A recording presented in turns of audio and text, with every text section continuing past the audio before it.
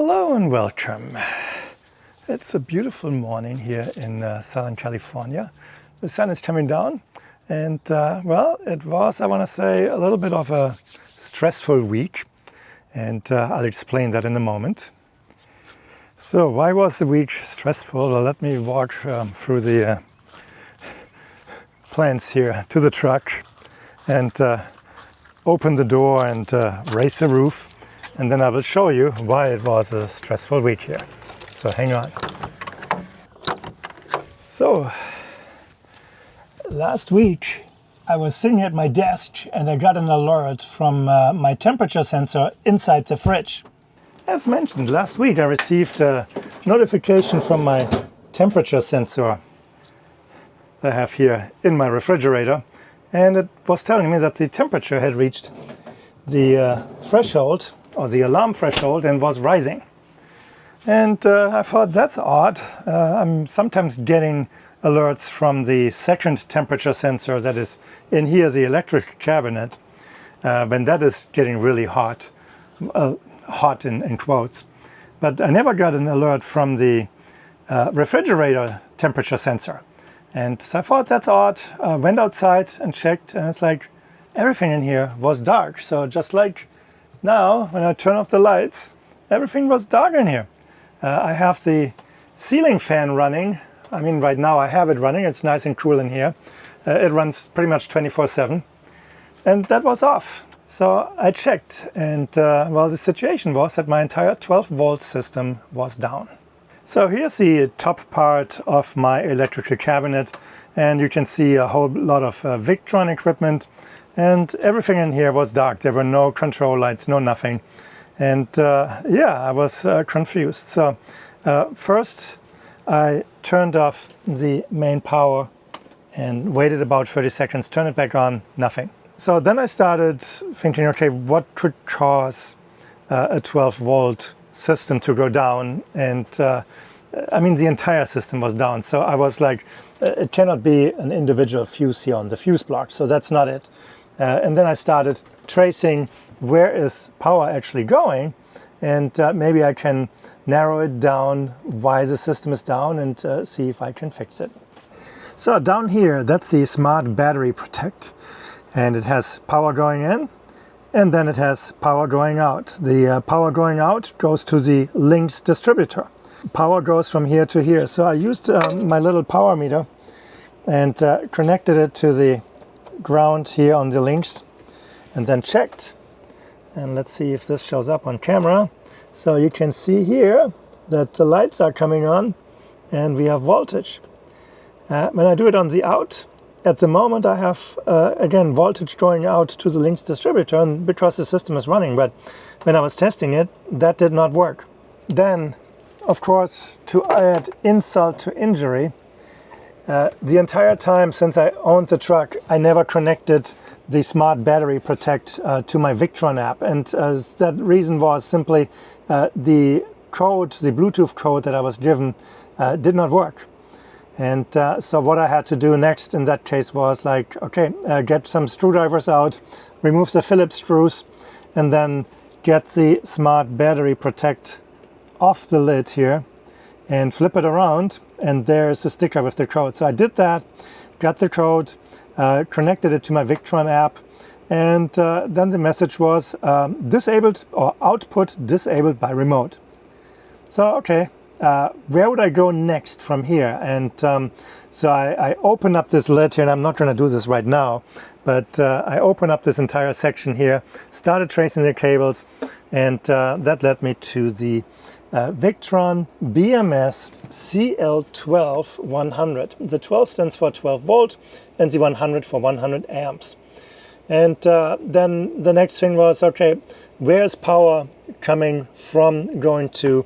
And again, let me show you what I was measuring here. Hang on, let me put the camera on the side, connect the clamp to the ground here on the Lynx, and power actually comes in over here on this end. So I'll put this on camera again, so there you can see, hopefully, there. Hopefully this shows up. Maybe I need to move the camera up a little bit for that. Oops. So you can see here on this train, so we have power. There's a fuse right here. And so I checked if that fuse is blown, and it was not. I had power here. So that was not the issue. Initially I thought, okay, maybe this works just like the Smart Battery Protect, and this guy here that I'm tapping on is where the power goes out. Power comes in, power goes out. Well, I was wrong. So this actually goes to the alternator battery, and if I would have paid attention, it is actually printed on here but partially covered. So that was the situation. So the Smart Battery Protect had stopped working, and it did not show up on the Bluetooth app. And now I was like, did it ever show up on the Bluetooth app? I really just didn't remember. And it's like when things work, yeah, you don't necessarily pay attention. It's like when things don't work, that's when you need to know, and that's when you need to figure it out.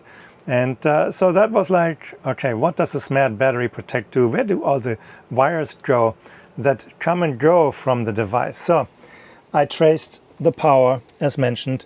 Once I figured out this goes to the alternator, okay. This cable here is connected to a port that says remote. And since my error message on the Smart Battery Protect was output disabled by remote, I figured, okay, where does this go? But the Smart Battery Protect does not have a matching cable. I still don't know exactly where this cable goes. So if you know, maybe leave a comment down below and let me know. I think this goes to the alternator, but I am not sure. These two black cables here go to the batteries. So that's really where the battery management is coming from. So this is where the Smart Battery Management System gets the information directly from the batteries. There's a ground wire here and a positive wire here, and I don't know exactly where that goes. So the label on the device says pre-alarm, charge disconnect, load disconnect. So it has to do with the charge. I don't know where that goes. Yeah, that was frustrating. I worked with Rossmonster, and they gave me a few things to troubleshoot, and I did more work, and so we didn't treat this as urgent. I'm at home. I did not have anything in the refrigerator that could go bad, and from that perspective I knew it was Overland Expo in Flagstaff, and so it's like, okay, some guys will be out. Rossmonster is also working on another project, so I just was managing this by email, not with a high priority. On the weekend, I started exploring more. Patrick from Rossmonster had also emailed me that there's another fuse in the engine bay. And we're going to take a look at this fuse here in a moment. All right, we're now here at the engine bay, and this is the main battery here on the passenger side of the vehicle. And well, this is the fuse here. I checked on this, and of course, I replaced this fuse already because this fuse, as you can probably guess, was the problem. But when I got here, the fuse was installed the other way around, and you couldn't see the little window that would show you if the fuse is blown or not. So here, hopefully the camera just gets it right, this fuse is working just fine. Without knowing that this fuse would be the issue, or that this was even the fuse, I had no idea. So when I checked this here, the little window was not visible, so I couldn't check that the fuse was down. Asked Patrick about it, and again, this is the first time I had seen a terminal fuse. Dummy me. Wasn't so good. So I left the fuse alone, assuming it's like, okay, why would this fuse blow? It doesn't make any sense. At that point, I didn't know what I know now. And that is that the Victron BMS CL 12100 is not powered by the house batteries. It is actually powered by the battery right here in the engine bay. And then when I found that information, I decided, okay, let's take this fuse off, because I had to get the tools out for it, and check on it. So I had found out that the BMS is managed or powered by the battery inside the engine compartment of the truck. I did not find this, I want to say, on purpose. This was more like I went down a rabbit hole on the Victron community forums, and there was a person complaining that the BMS is actually powered by the engine batteries, not by the house batteries. And yeah, well, once I had that information, and again, the note from Rossmonster, there's another fuse there, I decided, okay, let's figure out if that fuse is blown. I used my little power meter here, and verified, and yes, the fuse was blown. So that was the not so fun part about the situation, and of course I still didn't know where the remote cable leads to, so that is still something I'm investigating. I also asked Rossmonster, so they're checking with the guys on the factory floor. But that was the situation. It's like the entire 12-volt system is down. Yeah, so as I mentioned, I didn't know what a terminal fuse looks like, and this is what it looks like. So it goes on the battery terminal pin, and it has this little window here up front where you can eventually see the connection inside, and well, that one was blown. So I ordered a fuse from Amazon, and of course, this was Sunday afternoon. It was supposed to be here early on Monday morning. Didn't show up.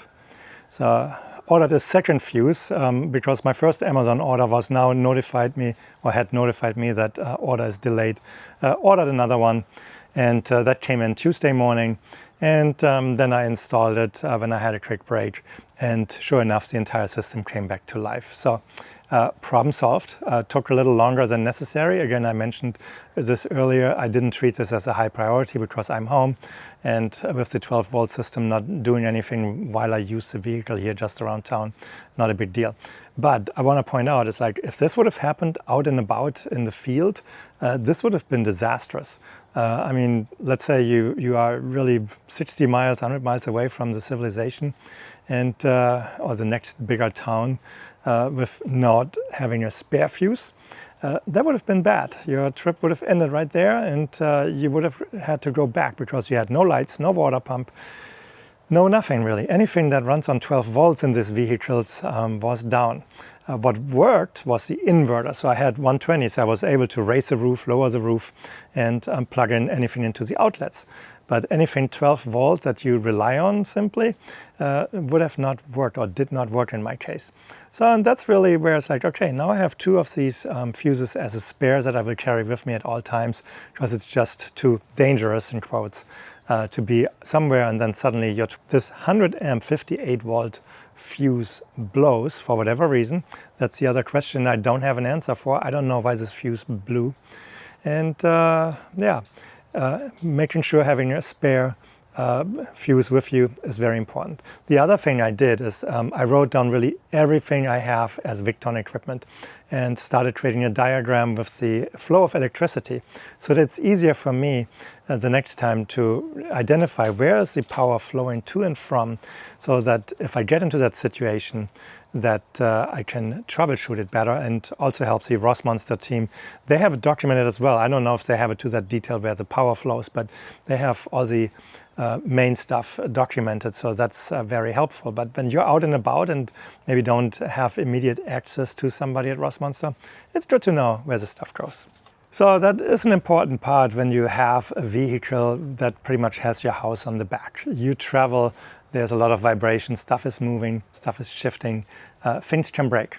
So that is something that I'm always worried about. This piece here came out of nowhere. I was not prepared for it at all. And yeah, it took a little longer to fix. Not necessarily the fun stuff that you want to do. It took a lot of time where I just like, okay, went in there, traced cables. This is a very narrow and compact space, so it's not easy to navigate in there. And when you don't have much hair like I do, you tend to bump your head more often than in times when I still had hair. So I don't know if there's like a correlation between losing your hair and bumping your head more often, but it happens. So anyway, situation resolved. I now have 2 spare fuses. I also posted this in the Rossmonster's owner group on Facebook, so that other people can learn from it, and also yeah, have a fuse on hand so that you're maybe not getting stuck somewhere. The other thing that comes out of this whole situation for me is that I'm considering to potentially replace the Victron BMS CL 12100. Not necessarily because it's bad. I'm not getting the full 100 amp alternator charging out out of the system, and that seems to be a challenge with that part of Victron equipment in general. Victron released, after I bought the vehicle, or right around that time, a new DC-DC charger that collects 50 amps from the alternator and sends it to the batteries. You can take 2 of those actually to get to 100 amp. And that is something I'm considering to replace the BMS with a Lynx Smart BMS system, and then 2 Orion XS, I think is the term, or the model number for the DC-DC chargers. Replace 2 or put 2 in there with the Lynx BMS, and then call it good. It's not a cheap project, so I don't know if I will do this right away, but it's something based on the situation that it's like, okay, now that I understand better where my system pulls power from or where the power is coming from and so on, it might be easier for me to make these type of decisions. So thinking about it, and we'll find out if I do it or not at one point. So anyway, this is it for today. I hope you liked this video. If you did, please give it a thumbs up. If you have not subscribed to my channel, please do so as well. And then I would say I'll see you next time in my next video. Thank you for watching. Have a great day. Bye-bye.